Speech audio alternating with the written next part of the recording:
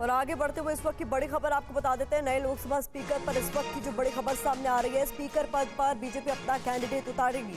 TDP JDU को नहीं देगी स्पीकर का पद। दोनों ही दलों की तरफ से मांग की जा रही थी कि स्पीकर का पद उन्हें दिया जाए, लेकिन ये बड़ी खबर आ रही है, सहयोगियों को डिप्टी स्पीकर का पद संभव है, ऐसी जानकारी सामने आ रही है। तो इस वक्त की ये सबसे बड़ी खबर है स्पीकर को लेकर। नए लोकसभा स्पीकर पर जानकारी के मुताबिक स्पीकर पद पर बीजेपी अपना ही कैंडिडेट उतारेगी।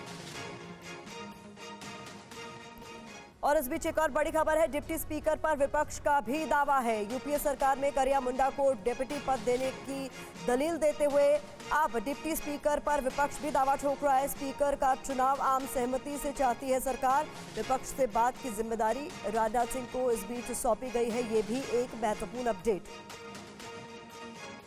तो बता दें, विपक्ष चाहती है कि डिप्टी स्पीकर का पद उन्हें मिले और इसी को लेकर अब जानकारी निकलकर सामने आ रही है कि बाकायदा हवाला दिया गया है कि यूपीए सरकार में किस तरीके से करिया मुंडा को डिप्टी स्पीकर का पद दिया गया था। ऐसे में विपक्ष का दावा है डिप्टी स्पीकर पद को लेकर। अब उस पर क्या आगे होता है, इसी पर निगाहें टिकी रहेंगी, लेकिन ये तो साफ हो गया है कि स्पीकर को लेकर बीजेपी की मंशा साफ है कि वो स्पीकर का पद अपने ही पास रखना चाहती है। आनंद प्रकाश पांडे ज्यादा जानकारी के साथ जुड़ गए हैं। बीजेपी ने गठबंधन की सरकार तो बना ली है आनंद, लेकिन अब स्पीकर और डिप्टी स्पीकर को लेकर जिस तरीके से खबरें सामने आ रही है, क्या लगता है, माना यह जा रहा है कि अगर स्पीकर का पद अपने पास रखने में कामयाब हो जाती है बीजेपी, तो ये उसके कुशल राजनीतिक प्रबंधन की जीत होगी।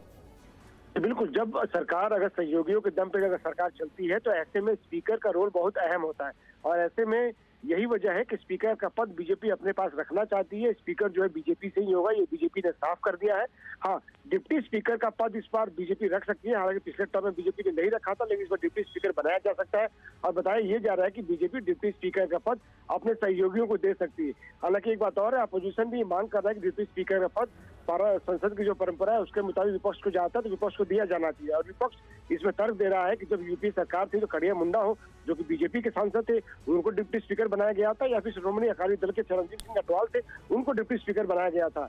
तो ऐसे में अब जो एक कंसेंसस बनाने की जो जिम्मेदारी है बीजेपी ने राजनाथ सिंह को दी है, जो cabinet committee on parliamentary affairs के चेयरमैन भी है, अपोजिशन में भी उनके अच्छे संबंध है, उनको ये जिम्मेदारी दी गई है कि बात करें अपोजिशन के नेताओं से ताकि एक नाम पर सहमति बन सके, ताकि स्पीकर के पद को लेकर चुनाव की नौबत न आए, आम सहमति से स्पीकर का चुनाव हो जाए। और यही जिम्मेदारी उनको डिप्टी स्पीकर के नाम के चुनाव को लेकर दी गई है कि आप सहयोगियों में भी विपक्ष के नेताओं से बात करें ताकि दोनों ये चुनाव आम सहमति से हो जाए। बहुत शुक्रिया इस तमाम जानकारी के लिए। तो आनंद प्रकाश पांडे बता रहे हैं कि कुल मिलाकर बीजेपी लोकसभा स्पीकर के लिए अपना ही कैंडिडेट उतारेगी और जहां तक बात है डिप्टी स्पीकर पद की, तो हो सकता है अपने सहयोगियों को ये पद वो दे दे।